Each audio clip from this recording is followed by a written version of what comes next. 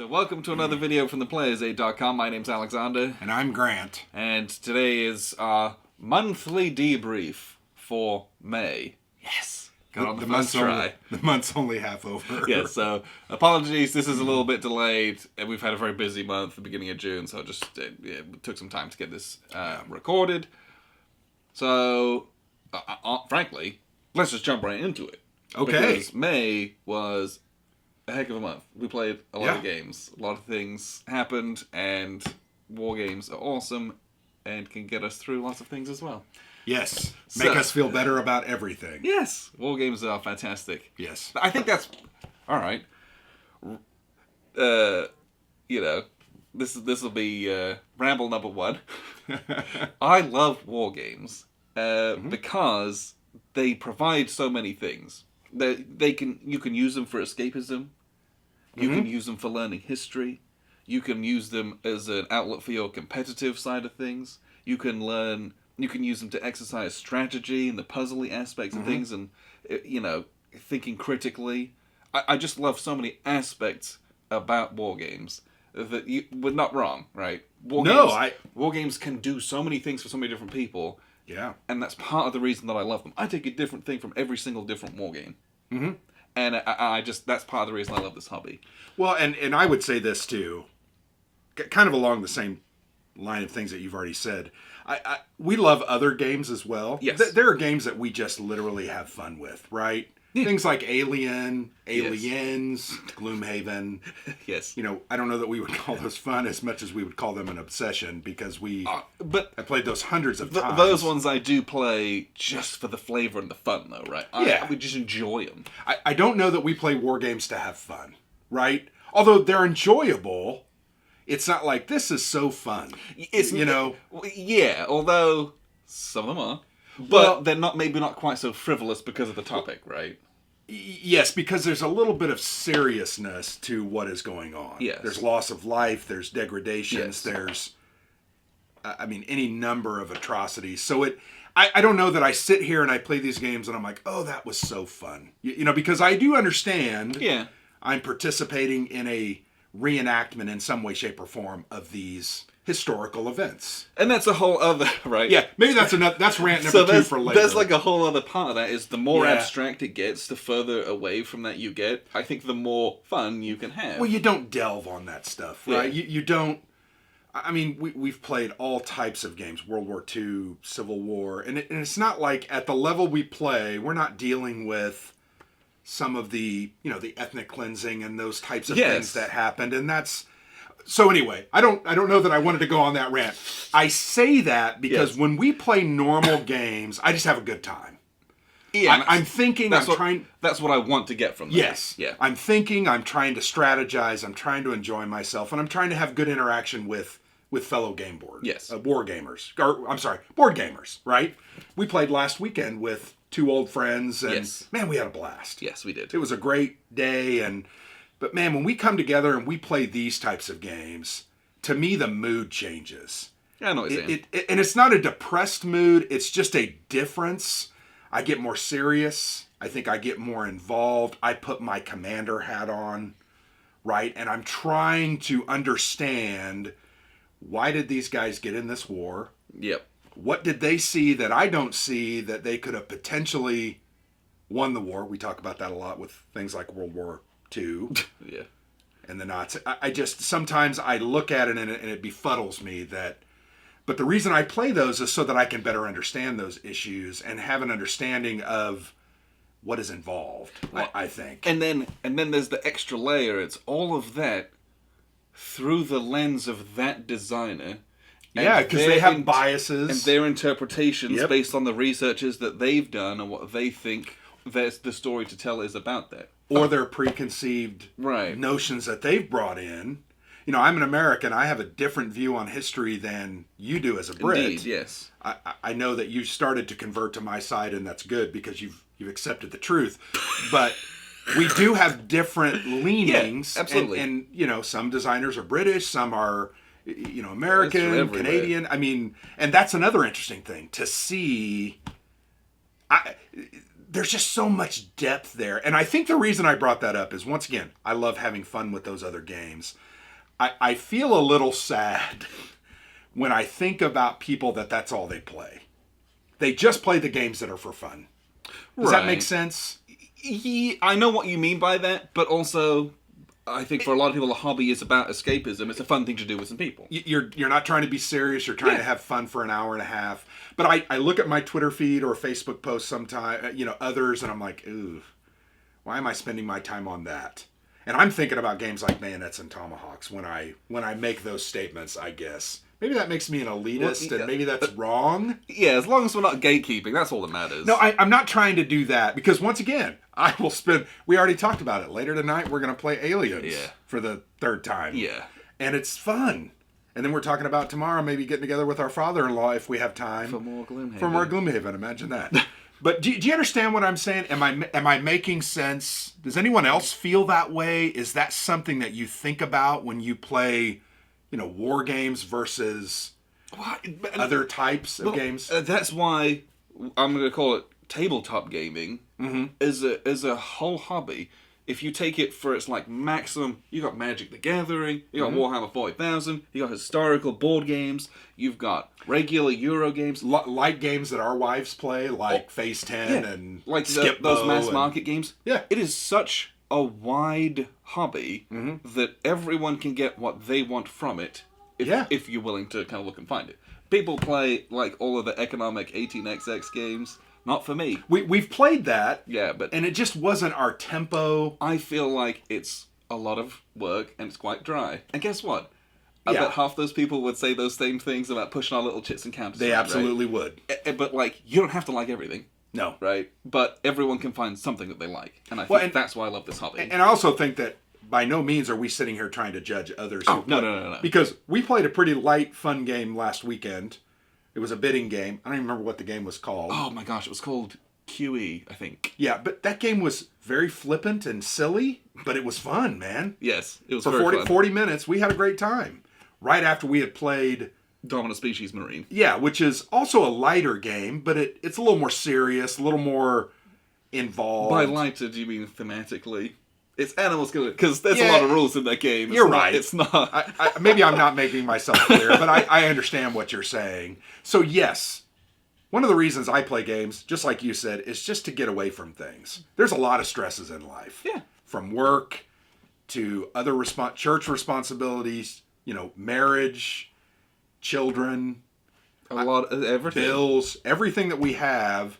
When I come to the table with you, I don't think about that. Yeah, you try to turn those things off. Let's do this. Yeah.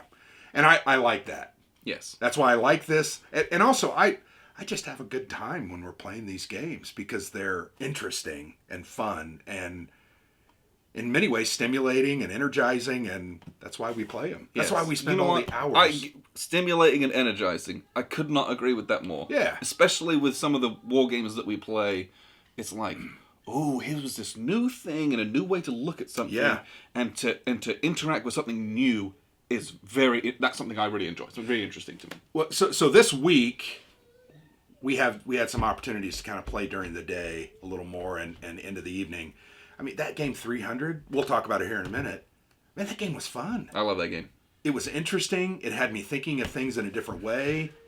And even though it was a really small board with only I have 20 pieces on the board. That kind of game, I felt like I plugged myself into an outlet and I was like, ooh. I could feel the ting. And also earlier this week, we played a prototype, 2 Minutes to Midnight. That's on Kickstarter, I think, next week. Yes. I felt the same thing there. It was very fantastically interesting. It was on the Cold War, something I enjoy. Yeah. We've always played... When I play Cold War games, I have a great time. Yes. But yeah, I think I felt that tingling electric feel throughout my body, even though I didn't agree with some concepts in that game. Yeah. Because we struggled with them. I saw what was there and what was good and what was interesting and what I could learn from it and experience from it. That's why I game. Yes. I think when I think about it to its heart. So all of that ramble. I'm not trying to derail the show. Why did we start it this way? Because I don't know. You just felt that. I'm feeling in a mood where I'm like, I'm so grateful for everyone in this hobby. From the designers, publishers, editors, playtesters, everyone who facilitates this hobby. We just get to sit here, play games, have a good time, and then just like ramble about how fun they were. Yeah. Right? I got the easy job. Mm-hmm.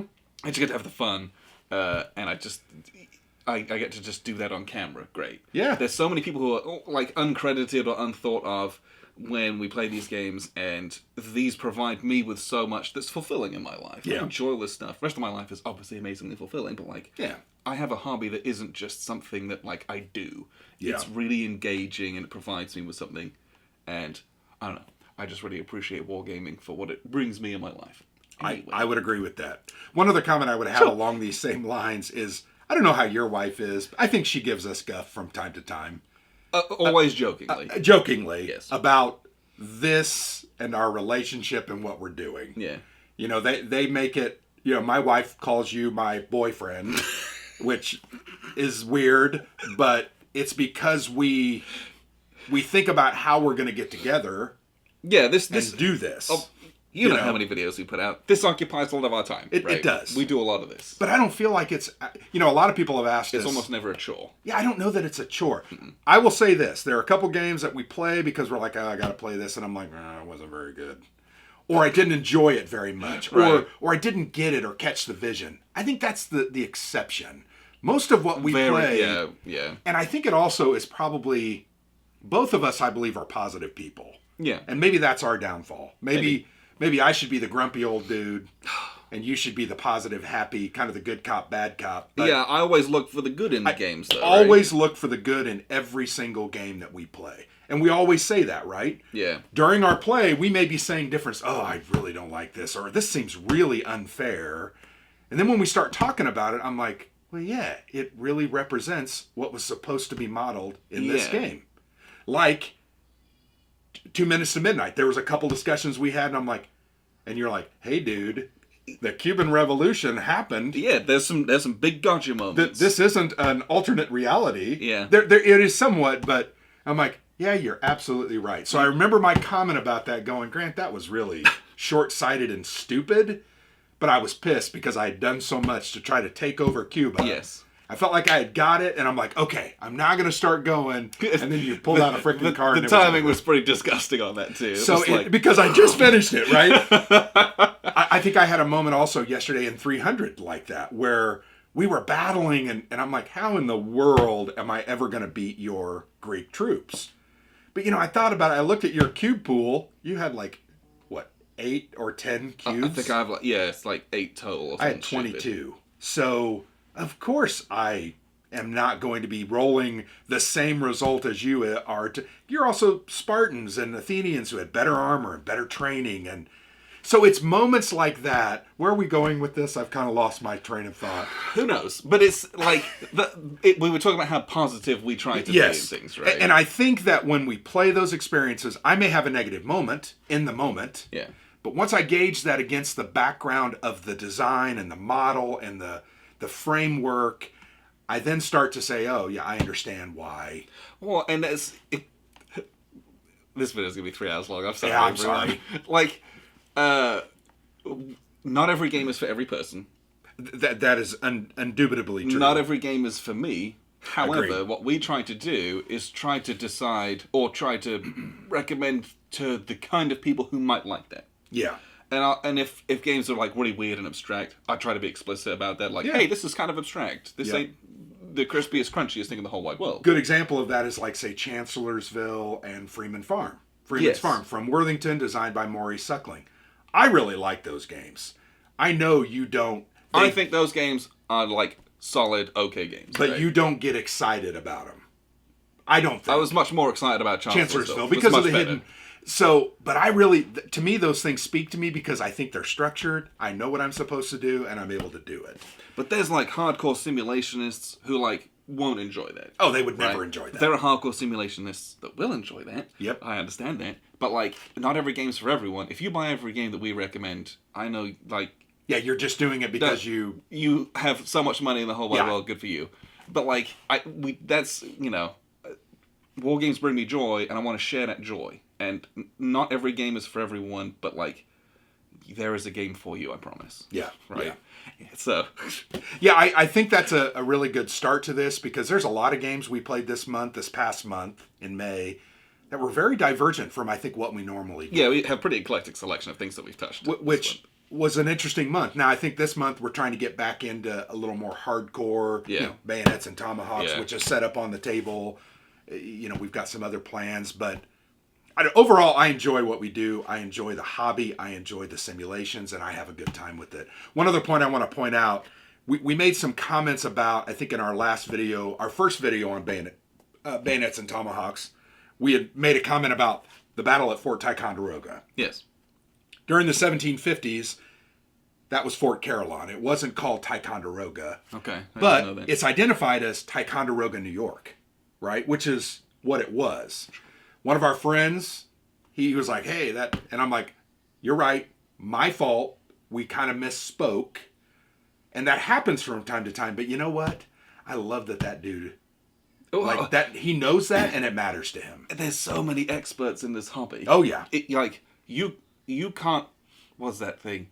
You can't swing a cat without hitting an expert. Some stupid thing like that. Like it's true. Like this hobby attracts people who are historians, generally speaking, or who have some interest in history, and so there's a lot of knowledgeable people out there who are way more knowledgeable than us. Oh yeah, gosh. I'm like an armchair general at best. Yeah. But like they're always willing to, and usually not in a mean way, like to help you understand, like, this thing's done this way because of this, or this thing's labeled this way because of this, or this map is done in this way to represent this thing. There's a reason, There's always a reason why the designer, and Marc Rodrigue did this one. He's an expert on the French and Indian War, so he did things for a reason and a purpose.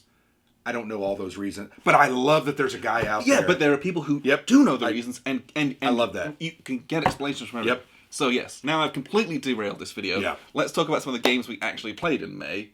Having said that. And this is always hard to go back and think about. Well, yeah, we just play all the games. So I do have a stack here, and I think you've got a couple. So we have bayonets and tomahawks set up on the table, right? Yeah, we played that near the middle. Do I have the little box lid? Yeah, you do. Bayonets and tomahawks from GMT. We played our first game of that. We did an initial impressions video. We're going to play this again today, do a lot more of it, and do kind of a more in-depth review on it, probably. The game is really good. Yes, very good. It's really good. I enjoyed the heck out of that. And we only played the very intro scenario that had, I think, like 2 turns.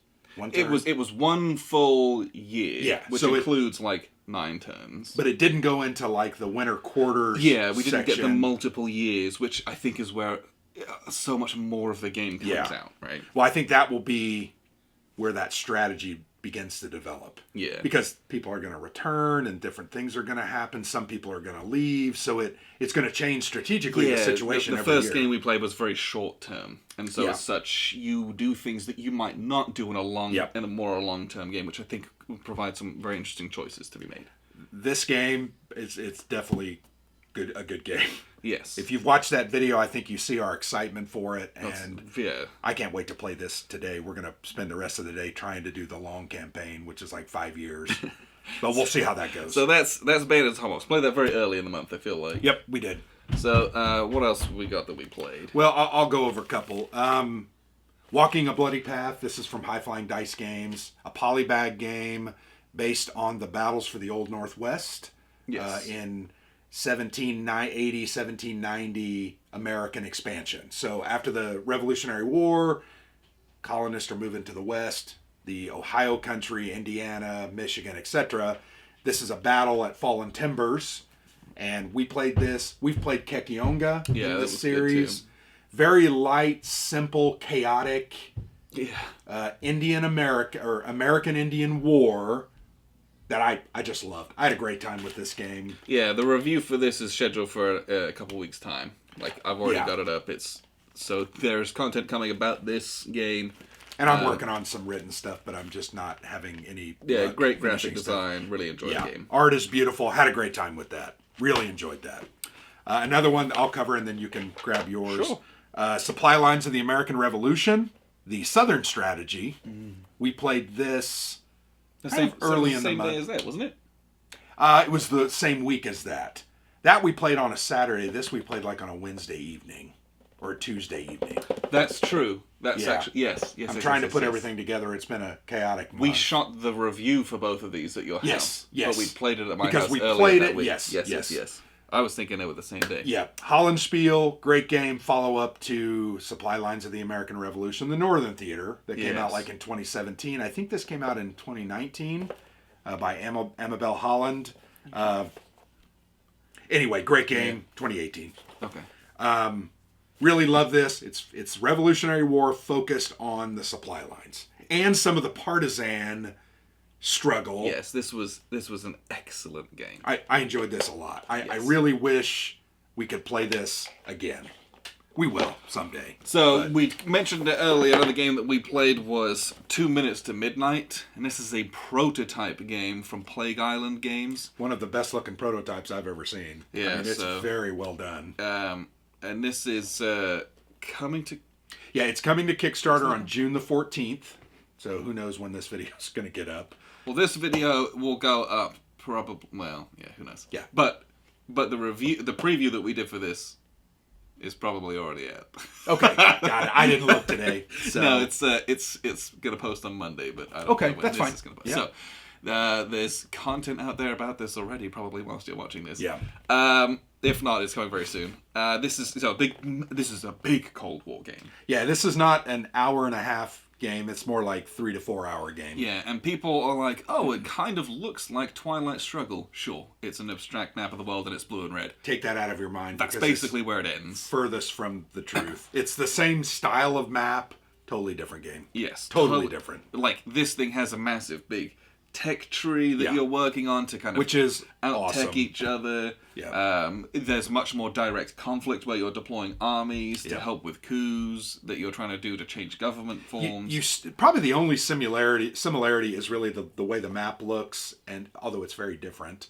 I always say that kind of thing, but the cards really are used for sometimes to do things like coups. But they function so differently. Yeah, they're so different. But coups and influence, you're trying to do those things, but that's about the only comparison. Those names are similar, but how it all plays out is completely different. So, like I said, get that out of your mind. But Plague Island Games, Stuart Tong. Yeah, so this is, and they're a UK-based company. Yes, he did Blue Water Navy from Compass Games a couple years ago. So yeah, this was a very fun, interesting, but not a short game. No, this one's it says 2 to 6 hours on the front, and it's if you're playing the full game, it's close to that 6 hours. And I think our preview video really was a preview because we did not get a chance to play this multiple. I mean, it would take a week, for us to get 2 or 3 plays in to really. So we had to do what we could do, and it's a prototype as well. Yeah. So very enjoyable. I had a good experience. Very frustrating, but there's a lot of good things there. I enjoyed it. Yeah. Another game that I played that was a prototype. I feel like we had a lot of prototypes. We did a lot of, and we normally don't do those. No. USS Laffy from Catastrophe Games. This one's up on Kickstarter. It's already funded. It's probably coming near an end. This is a roll and write game based on the USS Laffy, which was a destroyer in the Pacific, and it was attacked by like 30 kamikaze. Yeah, so this is kind of like they're part of the pickets defending the... Yep. As the Battle of Okinawa is starting to happen, they survived. So it's a matter of rolling some dice, matching some numbers and symbols, and then trying to make sure your boat doesn't sink. Very fun game, 30 minutes. 30 to 40 minutes. I enjoyed it, had a good time. I shot an unboxing kind of preview, which is up on the channel. Okay. So a big game that we played, finally, a lot of people have been interested in what our thoughts are on this. Mm-hmm. We've had this for a long time. At least 2 years. Desperate to play it, and just... Yep. So we sat down and hashed this out. We played Brandywine. Yeah, we played the Brandywine Scenario, which took about 3.5 hours. Yeah. So this is obviously a tri-pack, so we haven't played Guildford or Saratoga, but this was my first, I think our first introduction to this system. Battles of the American Revolution. A number of titles. Yep. So it was first dipping our toes into the system, played one of the battles in it. It was really good. Yes. I can see why this system has a lot of staying power and has been around for as long as it has. Terrain plays a big feature in this. And the terrain was, I thought, such a good actor in this drama. And yeah, that Brandywine Creek for the Patriots, who were outnumbered and outgunned, to hold those fords was very fun. Trying to understand what pieces do I need to get in place, what units do I need to bring up, how can I bring my cannon to bear on the British as they were crossing. Those were really, I thought, very interesting strategic challenges. Yeah, wiping stacks is hard in this one, but there's a lot of morale, retreating, moving killing back and leaders, forth. Though. How many leaders of yours did the Americans shoot? Well, I think at least 3. It was like all of them. It was bad time. That was interesting. But yeah, this was a great game we sat down and played. Mm-hmm. Played a lot of, well, maybe we didn't. We just played 2. We played 2 American Revolution games this month, which was intentional because next month is July 4th, and we were trying to. Yeah, I'll probably maybe I'll post a review of this on July 4th. Yeah. Because haven't made it yet. But yeah, there's stuff coming about this one. This was great. Mm-hmm. This is also good value for money because it's a lot of game. It's 3 different battles and for one price. It's $60. It's like chock full. Yeah, if you can get these like multi packs from GMT on that P500. Go for it. The prices are insane. It's well worth it. So yes, big battles of the American Revolution. And we have what was it called? The Rhode Island one? Yeah, Rhode Island and Newport. That came out like a couple months ago. Yes. I need to clip it, but I'd also like to bring it to the table maybe this summer. Yes. We'll see. We just got a lot of games going on. The final game I think that we played that was worth talking about in June. Did we play? I mean, we played Gloomhaven and other things, but Robotech Reconstruction. So this was a prototype as well. Yep. This game went on pre-sale just this week.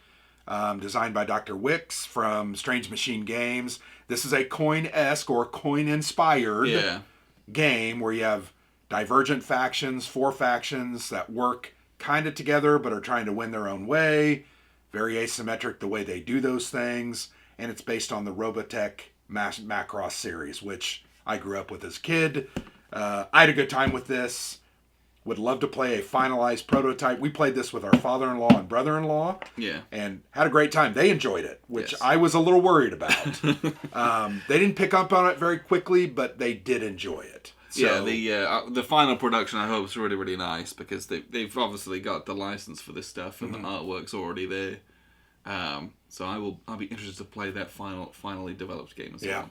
And I did secure a copy of SDF-1, The Attack on the SDF-1, which is a cooperative game. Looks cool. That looks very interesting. So anyway, Robotech Reconstruction. Really enjoyed that. So that was like 3 prototypes we did. Yeah, we did a lot in May. We don't normally like to do that because what's our statement? We got other finished games that we'd rather play. Yeah, it's. I'm playing all these unfinished games, so I'm not playing finished games, which that's what everyone else has got, and that's what everyone else wants to hear about, frankly. Yeah. So this month, we've got a lot. I don't think we have any more of those on the docket. I don't think I've been contacted by anybody, nor have I been reaching out. I know there's some other Kickstarters that are coming up. Coalition from Phalanx. I think they asked us about it, but I was like, frankly, we just don't have the time. Yeah, it's a time thing at this point. So there's a lot of other Kickstarters coming up, but we don't have any lined up. So that was the games that we played in May. It was a good month. It was a good month. What are we looking forward to in June? And it is the middle of June. I totally get it. We've already played half the games in June already. Yeah. What have we already played? Let's real quick. The ones that we've already played, we played Mons 1914 from Conflict Simulations Limited, designed by Ray Weiss. This is the rear guard action of the British 6th. Blah, blah, blah, blah, blah. It was at Mons 4th and 6th Regiment or something like that. Yeah, they were basically falling back and just trying to slow the German advance down. A tactical level game without being squad sized. You had battalion scale units running around. It's a tactical feeling game. Yes. That's what I would say. Yeah. Really enjoyed this. I thought the map was nice looking. I thought it was well done. The counters are the Blue Panther Hollandspiel-esque style counters. Really enjoyed this and I had a good time with it. Yeah, that one, we also played 300 Earth and Water from Nuts Publishing. Fantastic little game. Don't have that with us, but that was a nice little game. What else did we play this month already? We played Dominant Species Marine. Yeah, Dominant Species Marine last weekend with Tim and Josh. And we shot a review for that. That's coming later as well. Such a great game. Those are the June games, though. Yeah. That we've played. We've still got half the month left. Yeah, so we have Bayonets and Tomahawks on the table. Yep, we're going to play that again. That's getting played today. I We've talked about Empire at Sunrise, which is from Hollandspiel. Might get that to the table. And then I've got, I know I said this last month, Commands and Colors Samurai. I'm halfway through stickering it. That's the only thing that's stopping me. It's just taking me a long time to do it. And I did start clipping 1918, 1919 Storm in the West because we had a good experience with this World War I title. Sure. I thought, Ted Racer's game from GMT just came out. People like it. I'd like to, so I'm clipping it. Maybe we could play that sometime next month, but we'll see. Well, who knows? Yeah, and so upcoming, we've also got a couple. So, Dawn of Battle from Worthington. We talked about that last time, and we just didn't get around to it. Yeah, it's just a time thing, right? Things crop up, things change. So, I would like to play this. Like to play a couple of the different scenarios from the different time periods. Yeah, because you've got how well those translate. I mean, you've got everything from ancients up through medieval and Viking. I mean, I want to play like an ancient scenario. Yeah. Maybe a medieval scenario, and then something that just looks fun. Yeah, because that way because that's one thing that the most interesting part of this game to me is that it covers so much. Yeah. I want to see, are they different enough where you get the actual feeling of those different time periods? Yep. Even though... Yeah, what unique elements... How are they able to do it and do it well? Yeah, 3,000 years of 1500 BC to 1500 AD. And whilst the combat didn't change that much, it also changed a lot, right? In the different... setting. I don't know. There's a lot to like in that I'm interested to see if it actually does what I want it to. Not to mention that art is just fantastic. Yeah, solid mod, and it's just chock full of stuff. Yeah, Worthington Games does a good job. Then we also have the brand new Heart of Darkness from Legion Wargames. Not a war game. Not a war game. This is a multiplayer adventure game. Yeah. 2 to 5, I think, is what it plays, right? Yeah, you're I think you're a journalist or a writer, and you've been funded by like a newspaper or a corporation to go to Africa and, go up the river on your boat and have adventures and find treasures and meet people and gain money and prestige, I guess. I'm not entirely sure. But I've had a chat with a couple of playtesters of this. They absolutely love it. Mm-hmm. I'm hoping it's really good. It looks cool. Well, the thing that looks so interesting to me, and we talked about this yesterday, but you have like equipment, and it's not shown here on but some of the counters, it's like binoculars and rope, and it's like you have to use those to overcome challenges. And I just thought, oh, that's fun. Yeah. It's like adventure-y. You know? Which is what it's supposed to be. Yeah, right? I got to outfit myself, and I got to try to do this, and I think you're going to fight some things. I think you're going to be attacked by some things, and... and do you find things or you discover stuff about yourself, and it's some reflexiveness? I'm interested to see if the themes from the book are translated into this. Yeah. Because it's a very interesting book. It shows its age, but there's some interesting themes in there which are fun to explore, and seeing if that can... Yeah. How deep a game can make you think about some of the interactions that happen. Could be interesting. Well, and I know that it's anti-colonialism is something that really, over the last couple of decades, has really built, right? Right. But you don't that do exploitation. That in this game. It's not that style of game. I think that's why I brought that up. I wanted to make sure that people we're not enslaving or... No. It's an adventure style game. Yeah. So you will be attacked, I think, by some probably angry locals, but it's more... But they're annoyed that you're there trampling on their stuff. I think one of the characters can be a missionary, and that's the only kind of...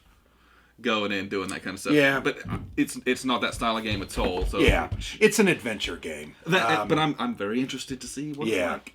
It looks good. I think the art looks fantastic. Kim Kanger's a great designer. We've played Burma, Nemesis Burma 44, and we have Dien Ben Phu that we still have never played, but he's a very well-known designer that I think does a great job. So really looking forward to this. I'd love to play that with Tim and Josh. Well, yeah, that's it, because it's 2 to 6 players. Okay. So I'm very interested. We'll play it 2 to 5 players. Yeah. I want to play it 2 player. I want to play it 5 player. Yeah. I want to run through it just to get an idea for it, and then we can try to get those guys together, or maybe even Brum and our father-in-law and brother-in-law. So, but there's people are going to ask, oh, how does it play 2 player? Well, I want to be able to know that and answer that for you as well. Yeah. So that's kind of the look at the docket. We have about, 2.5 weeks left in June. Yeah, right. And we've put out like 6 games already. Yeah, it's never ending. Some of that's going to bleed into July, I imagine. Well, we just got a big shipment from Compass Games that... and Legion as well. So we've got a lot of new games. I also know that GMT is sending a couple of games. Dark Summer and a couple others. Very excited for Dark Summer and Storm Above the Reich. I hope those there's some really great games. This year's going to be, I think, really chock full of fantastic games. In fact, I counted up the games we've already played yesterday. As of yesterday, we've played 12 games from 2021. That's really good for us. And especially comparatively, last year was like we played 20 games altogether or something. It was kind of but remember, it usually takes us till March to finish up the October, November, December games. So really, we only got to start in late March, April, and May. So in a little less than 3 months, we played 12 games. That's pretty good. Yeah, we might be up in the 30, 35, 40. We might be 35 to 40 by the end of the year, which would be a lot for us. Well, and we've talked about it, and we said we what, but here's a primer. Grant decided in a stroke of genius. Did I decide? Oh, yeah. Okay. This was all right. All right. We just have so many good-looking World War I games. So, yeah, we just got a shipment from Compass Games. So we got Lamps Are Going Out, World War I. Second edition. Ooh, and hard-driven war game. So excited. Red Poppies Campaigns Volume 3, Assault Artillery. So those are our two new ones. We got those through, and we were just nosing through Lamps Are Going Out. We got to play that. And then Grant's like, we got to play Paths of Glory as well, because shamefully we still haven't played it. I've had it for 5 years. And I've got the new edition, the deluxe edition, with the better map. And so Grant was like, we got to play both of those. I'm like, yeah, we do.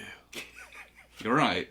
That's absolutely. We do. And then Grant's like, why don't we just have a World War I month where we play all the World War I games? I'm like, genius. It's genius. Guns of August. Let's do it. Yeah, let's do it. So a pre look at what we're lining up for August. So August we're gonna try to do all World War I games. Well, we talked about just know that that's coming. Breakthrough Cambrai from MMP that we bought in the sale. Yeah, I bought it last year in the sale. I mean, we got this Empire Sunrise that we're gonna play this month, but we've also got the Tanks expansion for the Great War Commands and Colors. Yep. Oh, I want to put those tanks on the board. Yeah.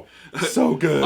I'm very excited for that. We made that decision literally just before we made this video. I'm like, oh. So I'm racking my brains trying to... I want to get to August already. Yeah, we've got Verdun 1916 from CSL. After we played their game yesterday. 1918 Storm in the West. Yeah, we have so many games. We're going to have to spend the entire month doing nothing but playing... We've even got At All Costs from Hollandspiel that I've been begging for us to play. Yeah, that's a it's a 2 to 3 hour game. Yeah, it's not a small game. There's 10 games that we could... Let's do it. Let's do it. Yeah, we can do it.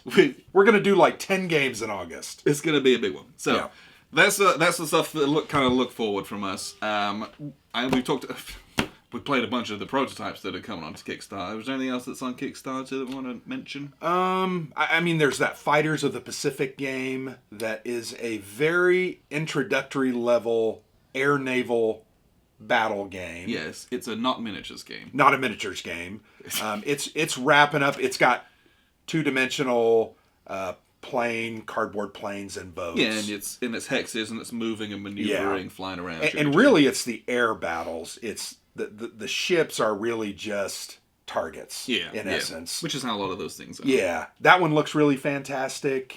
There's another one called Daimyo Senso, which is a Japanese battle game. I'm not sure it's doing amazingly well on Kickstarter. He set a pretty high goal, but it's because he had really nice components. Well, and that's important. I did an interview on the blog with that one. That one's, I think, still going. There's several. If you want to check out the Wargame Watch post for June, I think there were 6 or 7 Kickstarters, which included 2 Minutes to Midnight, Robotech, USS Laffy, ones we've already talked about. But I try to keep my finger on the pulse of Kickstarter. I know, a lot of people talk badly about Kickstarter and, why are companies using it? You can't trust them. I've backed 11 Kickstarters. 4 of them have shipped already, so I've got 7 out there. I've never had a bad experience, but I'm also choosy. I'm not gonna. You'll get some bad ones. Yeah. I'm not gonna back a game where they've never done a Kickstarter before, typically, because they just don't have the reputation. That's me. It's interesting because But that's what it's for, right? Well, that's what it really should be. In theory, right? That's why it was created for. Well, that's what people say. You know what? It's like any good in service. I'm committing my money to get it. As long as you come through with it, I don't care. Yeah. You know, I'm buying a game. That's a whole other ramble. Yeah, yeah. Because I know a lot of people, it's like, well, why is Cool Mini or not? Okay. Maybe that's an example of one that maybe shouldn't. But they're the ones who really drove Kickstarter well, to and the they way do, that it is. They frankly. do $3 and $4 million Kickstarters, you know.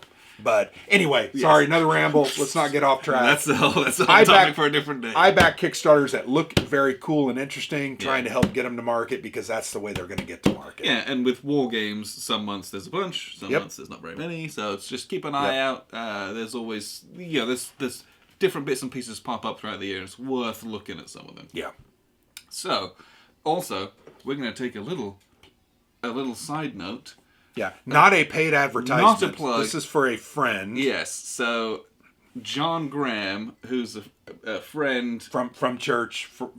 We've known him for 10 years. He's originally like a writer and illustrator, isn't it? This guy is the most creative dude you'll ever imagine. He works at a warehouse doing logistics and planning, which doesn't fit his character. Yeah. He should be an author, a designer, but he loves comic books, he loves novels, he loves art. He gets really into niche TV shows. He likes role playing from time to time, and he's a cool dude. Yes. I like John. I consider John a very good friend. But is it his company? Yeah, so he has a company called Fidget Press. Yes. And what he does is he helps authors kind of bring their books to publication with that website. So he goes out and tries to get short stories, compiles them, and then creates books. That's what it started as. Now it's a lot of things. Yeah, it's grown into a lot of things. Yeah. But Fidget Press, FIGID press.com. And he gifted us a set of these glasses, which are etched with different potions. This is a potion of healing. This is a potion of fortitude. Fill up your drink, drinking it. And I only bring that up because A, they're really cool and they're really durable. But we're also starting a Dungeons and Dragons campaign coming up here real soon. And we'll have these out. These will feature, and it's one of those things where a lot of you are wargamers, but I know a lot of you play role-playing games, and this is one of those nerd accessories that, if you've got it, it's cool. So if you want to gift your DM, buy them some of these. Yep. These are pretty cool. The really cool thing about the couple of the technical, these are really thick glasses. Yeah, I actually dropped one the other day, and it didn't break, which is pretty impressive. Dishwasher safe. These logos are etched in the glass. Yeah, so it's not something that's going to rub off. Yeah, that's not going to scratch off or wear off. It has a texture, and you can tell it's like indented into. Yeah, and we're not necessarily imbibers of alcoholic beverages, but it is a pint. And if you filled that with a nice dark ale, that would pop. Yeah, it would. That potion of fortitude would stand out like a sore thumb. Yeah. So I could see, role players or even war gamers putting these on their table, filling them with a pint, having a good time, having a better time after they've had a couple of these, and, helping out a great creative guy. Yes. So anyway, potion pints. Comes in a 4-pack. They're really cute. Check them out on fidgetpress.com. Fidgetpress.com. And once again, not being paid for that. He hasn't agreed to give us 10% of sales. No. He's just a dude trying to make it. He was just being nice. Yeah, he wasn't expecting anything from us. No. I told him though we would talk about him. Yeah. I think I put it on our Facebook and. But yeah, like when we're not playing war games, we chuck polyhedral dice and. Well, we're getting ready to shoot the spells and sword and board. I love it. We're getting ready to start a new campaign in a couple of weeks once our brother-in-law moves back here from Seattle. So I've been working on it for months. You've been painting the miniatures for months. This is like Paint Station. Maybe we should show off some of those miniatures. I feel like we haven't shown any of those. There's so many. If you want to see the painted miniatures, let me know, and I'll do a little showcase of them or something. Your site, Spruegate, has quite a few of those, right? Not necessarily all the videos, but the Twitter. The Twitter has those, but I can make a little video. It'll be nice and cute. We'll see. Anyway, yes, we diverge. I can't imagine how that happens. So let's get into the meat of this month's topic. The meat and potatoes. Which was chosen by one of our patrons. Again, if you want to be able to suggest topics for these monthly updates, you can become a patron, and there's a level that allows you. I make a post every month. Just go on there and say, hey, suggest a topic, this. And we pick one that's reasonable, that we kind of know something about, and that's what we're going to talk about today. So, and that level is, I think it's $5. I believe it's $5. Yeah, so it's not like it's a ton of money. We're not making a ton of money on that. It just helps supplement. Like we bought a new camera. Yes. Sorry, I'm now diverging from our divergent topic. What do I get? But we bought a new camera this month. It is glorious. It's very, very nice. Yes. When you upload those videos, though, it takes 6 weeks because they're huge. Well, if you shoot them in 4K. Yeah, I'm figuring out how to do that the best way that's not unreasonable at the moment. Yeah. But yes, it has some 4K capabilities. Some of the smaller unboxings I can do without hampering upload times and processing times. So you can see the components in glorious 4K. As they were intended. Because you don't want to see my face in 4K. You'll see all the disgustingness. All the wrinkles. No one wants that. The neck beard. You want to see the pieces of the game that you're going to spend $60 on, right? Yeah. So that's what patrons allow us to do. So we're very grateful for everyone there. But you also, a little bonus, we get to pick topics that so you get some input in the channel, right? So today we're going to talk about games of which our opinions have changed over the course of time. Some have changed for the good, and some not so good. Yes. But we're not going to trash anything. We talked about this. Yes. We're going to diplomatically talk about the concerns that we have about those elements. Yes. Because anyway, this is something I'm very nervous about. It's only because we talk about games and what they are. Try to give our opinion and excitement, but I don't like to run anything down. That's my opinion. And part of that is the reality is if we play a game and it was crap, we're not going to shoot a video. Yeah, we've done that many times. You don't know that it's crap because we haven't talked about it, and if it's that bad, we ain't going to play it again. Yeah, like it's real simple. We don't have the time. There have been many games that we've started. I mean, there's been. Remember the one game we started last summer? I'm not going to mention the name. Yeah, I think we played half a turn, and I said, "I'm done." I mean, yeah. Because that could be one of 3 games. Well, I think I know the one you're talking about. I was like, nope, we're moving on to something else. Yeah. But we never shot a video of that one. Yeah, because that is not a productive and positive thing to put out into the community. That game is for someone. It's just it wasn't for us. Yes, and I don't have enough positive things to talk about it in any kind of comprehensive review. So anyway, rant over. So yes. Back to the other rant. Anyway, all right, so let's just talk about some games here. Yeah. The first one... We had like 4 or 5, I think we identified. Where do I want to start? Let's start with A Distant Plane. Okay, so A Distant Plane, if you go back and you watch the coin rankings video, I ranked that game pretty low. I believe I ranked it 3rd to last. And I ranked it lower, not because I didn't think it was good, but because I thought the others were better. And that's it's all subjective. It's all part of that. And that was really, I want to say that was our 2nd or 3rd coin game.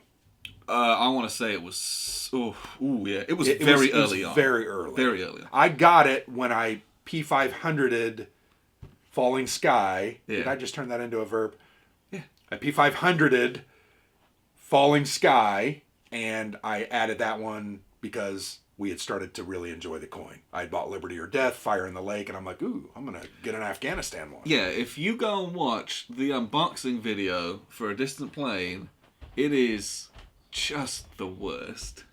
Your video is the worst. It's one of the very earliest videos on our YouTube channel. Is that the one where Ollie made an appearance in his little chair? Yep. Yeah. Fantastic. The camera work on that one was atrocious. I was the cameraman. But it was so bad. I think I was the cameraman. Were you the cameraman? Yeah, because it was your game. You bought it. You were gosh. Like, we're standing in my kitchen, and he's like holding it up, like upright, like a barbarian, right? Like you would hold a towel to cover your nakedness. He's just holding it up, and here's me with my little smartphone going like this. Ew. Like, it's just... But it's still up on the channel if you really want to watch it, because it's a good time. Yeah. Oh, it's a piece of archive footage. You couldn't purposefully make a video that bad. The best part, though, is when you were panning and it caught Ollie, who was sitting at the table. Like, why didn't 18, He's like 12 months old. Why didn't we think to just move him back 3 feet? He's in his little high chair. It was like, hilarious. Like, and it just... And he was happy. In the he was background, like, our kids are all playing. Yeah, they're yelling in the other room. My tiny old rental house when I was in college. Oh my gosh. It was amazing. Good time. So, this game, when we played it the first time, I just was not enthused by it. I was like, this is okay. It's just, I liked a lot of the coin games much more than it. And we felt Fire in the Lake and Liberty or Death were far superior. Like when I play those, I'm like, yes, I want to play those. Yeah. Like if you suggest coin, those I think about other games than Distant Play. Yeah. And so it just kind of fell to the wayside. I'm like, people would ask, I'm like, sure, it was fine. Yeah. Okay. Yeah. But then, as my experience has grown as a wargamer and as a coin player, we then played it in 2019. Mm-hmm. At Buckeye Game Fest. At Buckeye Game Fest, we played it 4-player. With Dean, and I cannot remember the other guy's name. Dean's friend. Yes, Dean's friend. Sorry. From Ohio. Yes. And I remember sat there playing this 4-player in the cold, dark war room at the end of, like, in the late evening, and I had one of the best times I've had playing a coin game. Well, and I would say the caveat to that is once we had played it, and you mentioned we were more familiar with the system. Yeah. But we also, that was a 4-player. Yes. And we played it always make a coin player. better. Yes. Having max players always makes it better. Yeah. But like the theme I've learned more about over the course of that period, the way that the forces interacted, I felt like I had a much better frame of reference from having played other coin games. Yep. And you played the US, I believe. Well, and you absolutely dicked me over at the end of the game. And that it was glorious. That was what made it so great for me. Because I was looking at my victory conditions, and I knew the game was coming to an end because we had played the full, like, 6 turns. Yeah. Someone was going to win. And we knew that the cards were coming up such that it was going to end. And I was really close. And I remember looking around the board going, what would the US do here? And it's like, well, the war's over. It's lost. So I decided to pull out. And I left you, and you lost all kinds of control. And therefore you fell under me, but I moved up and won the game. And I remember thinking, wow, that was a cool dynamic. And I don't know if I've ever seen a withdrawal be so successful and decisive in a game before. So it was very cool to see that, because that's one of the hardest parts to do. Yeah, I don't think I had never done it before in that game or when we played, but it was a perfect opportunity and it allowed me to do it, and it won me the game. And I remember thinking, I'm doing what is wrong. I'm abandoning my ally. But you're doing what is correct best for me with regards to your victory conditions. Yes. And so, I don't know, having had that 4-player experience and seeing all the factions work the way they're supposed to independently, that game was like, he shot up in my estimation. Yep. If I was to re-rank those coin games, it would look different. But the problem with that, though, is then what game would move down? That's always my struggle, because there are so many of those that are they're all different. Would you do like a tier list? These ones are A tier, B tier. That might be a slightly less painful way to do it. I think the way that we did that video, I'm not sure I could do that now, because we've played several of those games now 2 or 3 more times. And several of them we've now done 4-player games. And I just don't want to give anyone an impression that this might be the third to last game. It's still real good, and I would play that game over a lot of other games that are out there. But that review is also up on our we sat YouTube down and channel reviewed that with Dean and Dean's friend. Yeah, right there. I feel bad that I can't remember his name.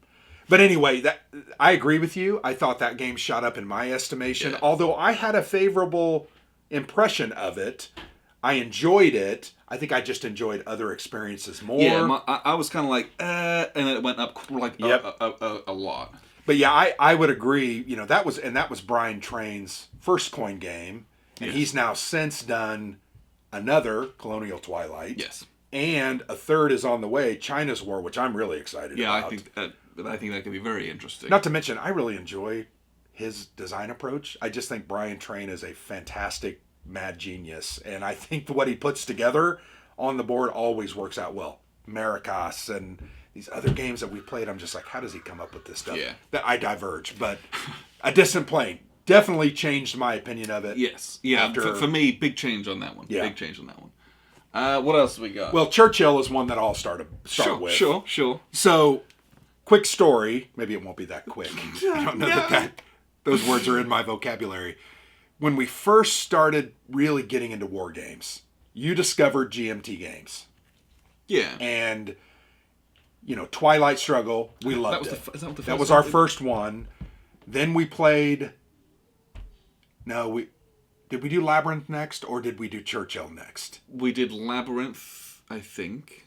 I think we didn't. I think we did Churchill first. Okay, this is my story. Let me tell it. I don't. Churchill was our second game, and I loved Twilight Struggle. I loved the card-driven mechanic. I loved the interaction. I loved how when I played your event, because I used it for ops, they went off. All those kind of things were glorious. Just a fantastic game. So then you started buying other GMT games. He's making it sound like it's my fault. It is your fault. And you came over to my house on a Saturday. Yeah. You threw this thing on the board, the table. Yeah.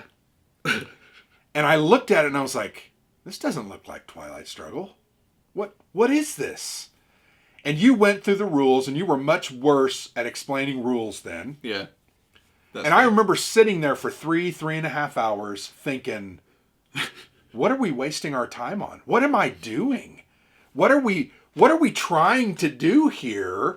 I'm moving these little pieces up and down this track on this table, and then I'm moving some cubes over here on a very abstract look at the world with boxes and words, and we're thinking, what have you gotten us into? And I was playing the Soviets. And we got to about that third or fourth turn, and everything clicked for me. It flipped a switch, and I was like, oh, I understand what I'm trying to do now. Oh, that's really cool.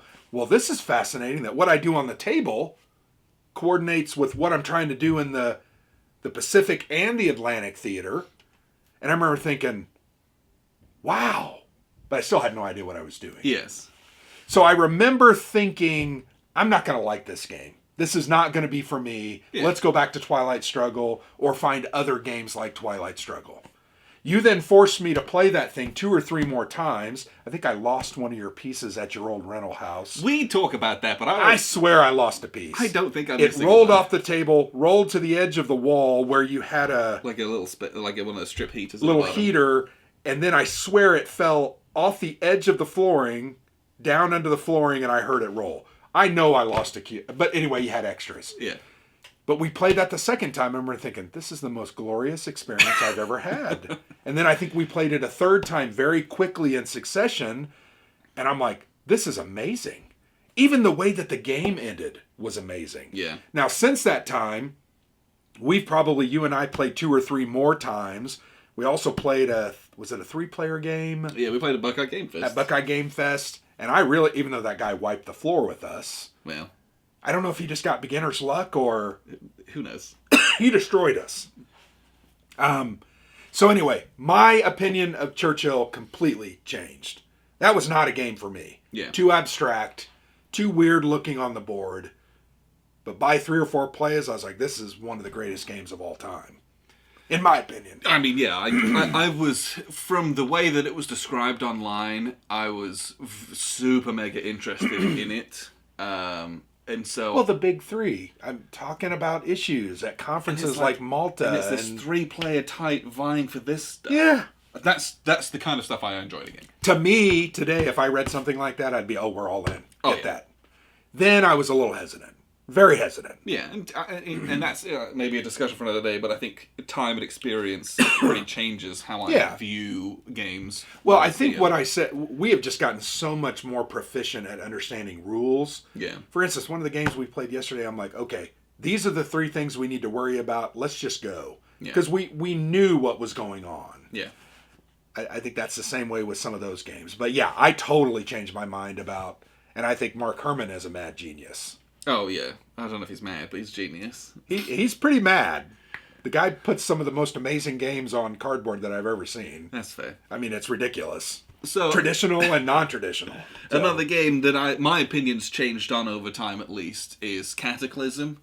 And that's the game where I was very excited for it because I like a grand strategic game in World War II. They were like, oh, here's you're involved in kind of your economy and your government stability and your country's national output. Well, the word sandbox to me is just phenomenally amazing when you're talking about those kind of games. Because I can do whatever I want. So it was like, I was primed to enjoy it. Mm-hmm. And we played it that first time. I'm like, ooh, it was so cool. There was lots of cool moving parts in it. And this stuff has this effects. And the use of the flags was fantastic. Yeah. I thought the way that the chit pull worked was fantastic. When you take big losses, it's not just, oh, my military force is depleted. It affects my national will. Yep. Like, that kind of stuff is very interesting to play with, right? When you push a button, it turns a lever. And those things, I like that in games.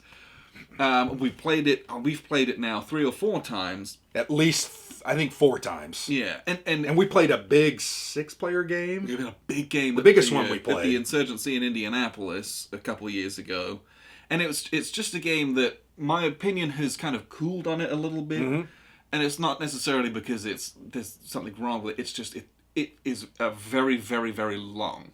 Yes. And as the game turns go on, as your economies grow, as you're doing more things, the further you get into the war, the turns bloat, and they bloat quite quickly because it's all done in this chit pull mechanic.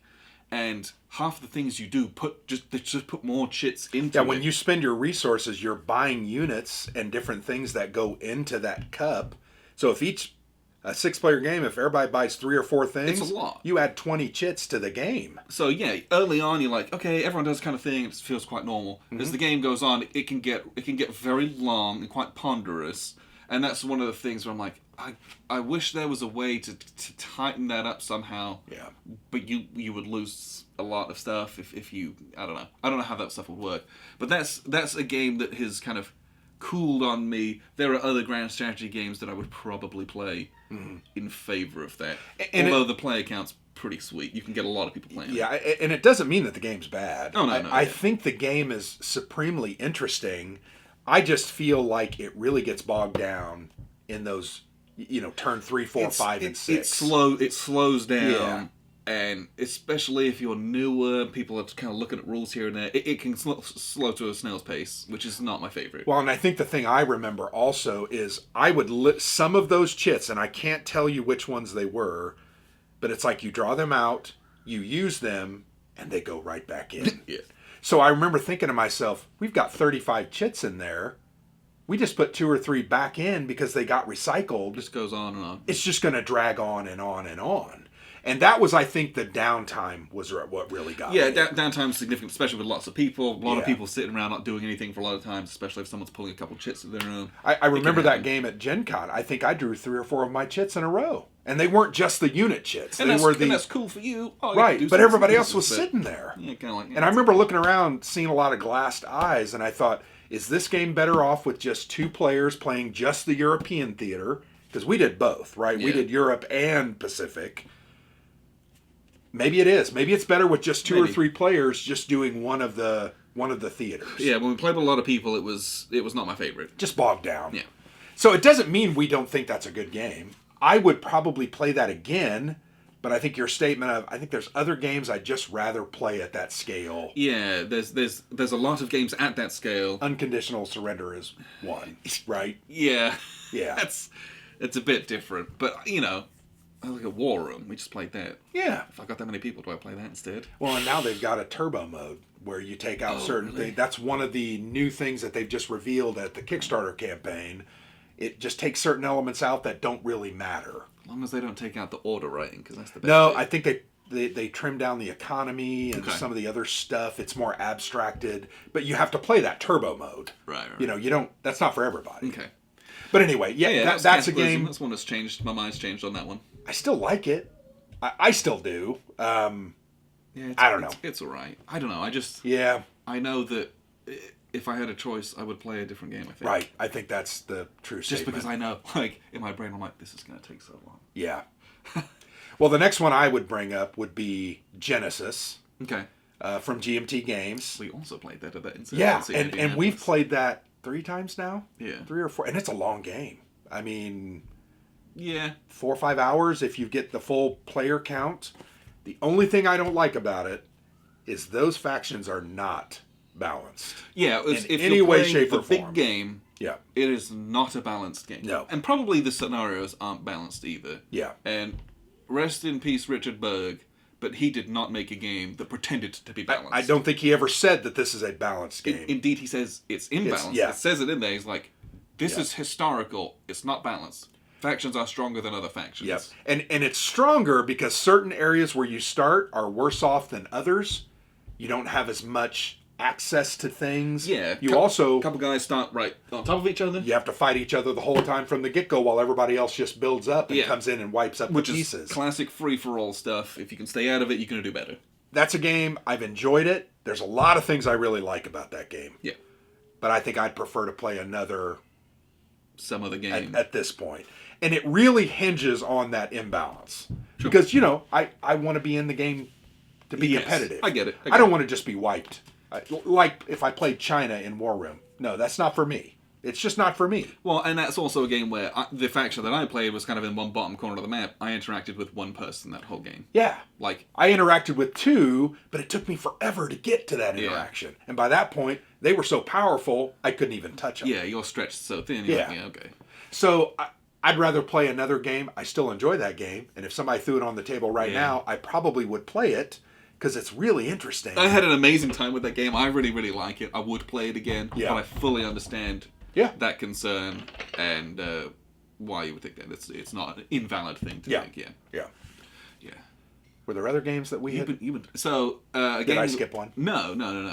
But I think we talked about Bomber Command. Oh, Bomber Command. One of my favorite games of all time. So Bomber Command is an excellent game. It is pull it off the shelf because it's right here. It's a 2-player game. If you want to know how good we hold this game in esteem, we both have copies. Yes. We both have copies. Like, this is a game I will probably never get rid of. I will never get rid of this. And even if I moved away onto a desert island and it was just me, you cannot play the solo. I would try it. I would probably keep it still. I'd probably just set up the bombing runs and do those time and time and time so again. it's a huge game.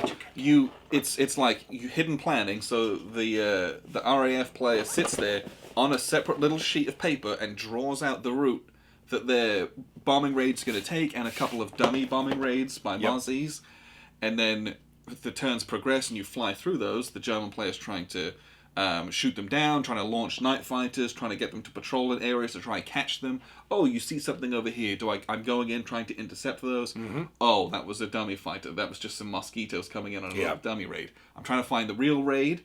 So I'm trying to, if I find it, and then sending my fighters in there to try and blow it up, do some damage, and kind of scatter the bombers. Mm-hmm. And then, and really, I'm trying to chase them, and they might change their directions and things. But that's really all you're trying to do as the German is damage those bombers. And because the more you damage them, the worse their bombing runs are. Yeah. So then you do all of that, and then you get to the actual bombing run. You get to the target, and then you pull out this splat sheet, which is incredible. Mm-hmm. There's a number of different ones, and it's this little hex grid. Of towns and cities. Just because I feel like I haven't seen it in a while. How have we not done a review of this game? I don't know. It's just... I actually wrote an AAR. Yeah, so they look like these. Yeah. There's little small towns, depending on what your raid target is. There's really big cities, which are like, they're generic, but like, this is Berlin, this is Hamburg, right? And they have a number of different features on them. So you go off this huge 22 by 34 map, and you... You come to this little to this little marker. And there's this sequence that you go through. You got your total number of bombing strength gives you like a number of like explosion bomb markers that you can put out. And then from that you start subtracting things like all of your disorganized and scattered markers might remove few because they're bombing on the fields outside of the town, all this kind of stuff they're missing. And then you do some explosions. But then you get to like move them around based on if there's some bad weather and some wind and things like that. Mm-hmm. If you get enough explosions going on, You check to see if you literally create a firestorm. It's pretty wild. Which is a little dark. It's very dark. We talked about this, intense. I remember when we did it, because you're actually bombing some industrial areas. Those don't feel bad. But when you start drifting into the residential areas and you see these firestorms coming up, But you've had this very just fascinating strategic game. Yep. And all of a sudden you're faced with the reality of what's going on here. Yeah. And some of that like history gut check is important in games. You're like, okay, this is what we're doing. This is real. But the way that all of this stuff beforehand, the way you put them out, and there's like rules about how you put them out, and then I as the opponent get to push them. So I'm trying to push them off the map. Because you don't want disorganized, so they bomb over here. Then you might get a chance to move a couple of them back, and then you assess what's there, and then you how much industrial damage did you do? And then you assess that, and then you got to fly home. You got to make it home. It's the damage you did versus how many people were able to come home. Yep. You assess victory at the end of that, but it's such an interesting game. Well, and I think the reason our mind changed about it, because if you remember the first time we played it, all we did was the hidden movement stuff. Yeah, because it took forever. We were new. We played this very early on. And our targets were very far away. And some of my bomber squadrons were so destroyed that they were never going to be able to do anything. Yeah, we kind of ran out of time. You were dead. We just called it. So we kind of scrapped it. And I remember thinking, wow, there's a lot to like there. That hidden movement stuff, the way the cards are played, like you have corkscrew cards and you have cards that have like radar blackouts, little events and things. Very cool, but I remember thinking, oh, I was kind of disappointed. It's called Bomber Command. Well, we never got to the bombing raid. Then a couple weeks later, we put it on the table. We played all day because we're slow. Yeah, again, this was early on, and it's a Leewood game, so it's very detailed. Very detailed. There's a lot of little moving parts. Like I've got all of my different night fighters. They got sections that they can and can't go in, and each one when you launch them, they have a fuel tracker. They have a range. You gotta remember that kind of stuff. So there's a lot of crunch to it, but then that second play, we actually made it to the bombing run part, and a whole new world opened up. Yeah, you see. The fruits of your labor. Yeah. This is the purpose that you did all of those things. Yep. I was trying to shoot you guys down to stop this stuff, and I could see the effects of the attrition that I'd done on you. Yeah, you did this couple of damage, and it caused these 3 bombs to miss. Or I wasn't able to do enough, and you had a really good bombing run. Just a very interesting game that I don't think we gave the appropriate time the first play because we ran out of time. And then even the coming back, I remember thinking, okay, my work's done. It ain't Because you can still lose a ton of points to totally undo what you've done if you don't play it well on the way back. And conversely, the German players got to not, blow their wad. Coming in, they fly home. You got to save assets for shooting them down when they're on the way home. Just a very well-designed game that I thought covered a subject that I didn't know at that time. How do you do a game on this? Yeah. And Bomber Command is probably still one of my favorite games that we've played from GMT. Good, yeah. So that changed my mind about that one, because I remember at first I was like, that was a little... I felt tired. Yeah, it was a lot. I went home after 5 or 6 hours and I'm like, I was exhausted. Yeah, it was. And was it worth it? Yeah, did I get a bang for the buck? Then that second time we came back, man, there was a bang for the buck. And then the buck got even bangier, because on that way home, man, it got dicey. Yeah. And I lost a lot of points from my amazing, probably the best bombing run I think in the history of the game, would be my guess. Yeah, it was crazy. I had more fire tornadoes going and generating points. Which what that does is it then increases the damage. Yeah. So it's just a very interesting abstracted game on a very cool and interesting part of the war. Yes. So I really loved... I love Bomber Command now. Had I given up after that first try, I don't think this thing would still be on my shelf. it would have been easy to do so. Yeah. But I'm glad that we didn't. Yeah. Is there anything else that's really stands out that's like, ooh... Haven't we talked for enough? Probably. Aren't these guys about ready to just Everyone's give sick of up? us already. I don't know, maybe... Offhand, I don't know if I could think of one game I ones. would kind of mention was Root. Oh, sure. I think Root is a game, if you don't know what Root is, it's from Leader Games. It's an asymmetric faction-style combat area control game. Yeah. And it's made with cute little cuddly critters, which turned me off. I remember telling you I'm not going to play that. Just because it's too cute and cuddly. It's not me. But man, when we opened that game up and we played that thing the first time... It is vicious. Well, it's vicious and it's well designed and it's amazing. I have the app on my phone now and I bang out a game almost every day when I've got 20 minutes here and there and don't want to watch TV. And then we played 5 or 6 player games. Yeah, those big multiplayer games are real fun with that one. That's even better. It got better. And then we added some of the expansions and I thought to myself, ooh, those are really cool. Yeah. The lizards and the otters and what's not to like about that game? But I did not want to play it at the beginning. Yeah, at all. So, at all. Kind of along that line, real quick, Pax Pamir 2nd Edition. Yeah. I spent, people were like, this game's amazing, you're going to love it. So I invested in it, and it's not a cheap game. No. And we sat down, just the two of us, to kind of learn it and play it. And we kind of worked our way through it, and it was... very punishing. It was very... Yes, we played it... We did not employ... 2 players against the bot. We did not employ good strategy. No. Like, we didn't know what we were doing. No. And it was just like, what was that? Yeah. It was quite dry, I felt. It was dry, and it once again, that punishing thing. You only have like 2 or 3 money. Yeah. Everything requires money. And we both just like bought really expensive things early, yeah. and then you were starved for money. So you couldn't really... It limits your choices. Couldn't really do a whole lot at the end, and it was... I remember we like played it, and then we packed it up, and I was like, did I just waste $100? Yeah. Like, I was like upset. Like I had some buyer's remorse. I'm like, yeah. But everyone said it was so good. Like, what's wrong with us? Yeah. What did we miss? Is this really what this is? Yeah. Is this what people like? But we then played it at least 2 or 3 more times. Yeah, we've played it a number of times since, and we played it. We played it 4-player there, and those second or third times it was like, this is what this game. Yeah. Let me not ruin my own economy on turn 1. Yeah. That's a good thing. Yeah, don't spend 3 coins to get the 3rd card. Some just pathetic card. Take the card that you had and just make it work. Take the free one or spend 1 coin. Yeah. So there was a lot of learning that was done where I was like, I was upset at myself. Like, yeah. I'm like, I've just wasted a bunch of money. This totally sucks. Because I was so excited for it. I remember thinking, yeah, you just wasted $120. Yeah. I'm glad I didn't do it. I was like, but I don't feel that way now. Oh, no. That game's amazing. I would recommend it to anyone. I would play that game now. It's incredible. This very moment. Because it's the tightness is what makes it good. You just have to know that going into it. You have to plan for that. You have to understand. You might mess it up the first time. Yeah. You learn like, no. You can't spend all your money on these things. You do little bits here and there. Yep. Doing bits.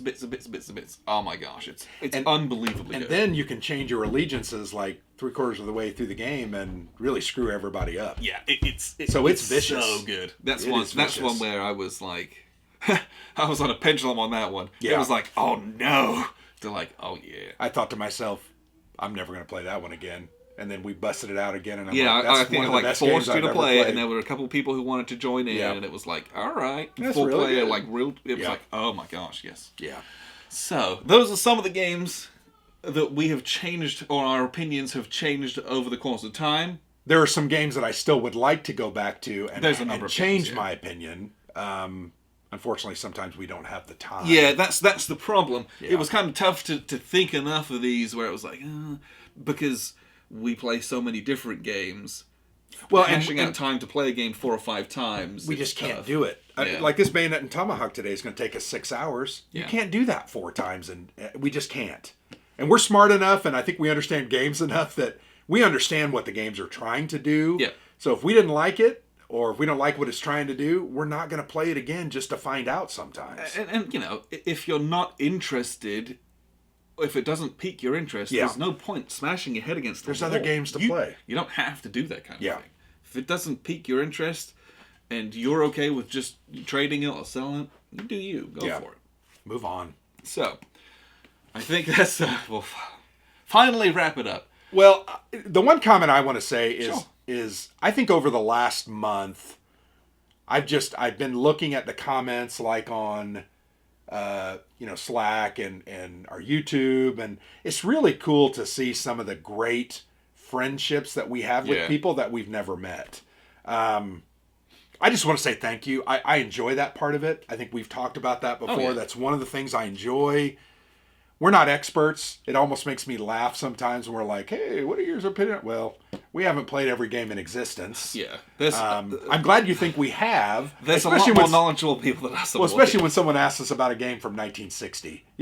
I was born in 73. I didn't really start playing war games till the late 70s, 80s. Yeah.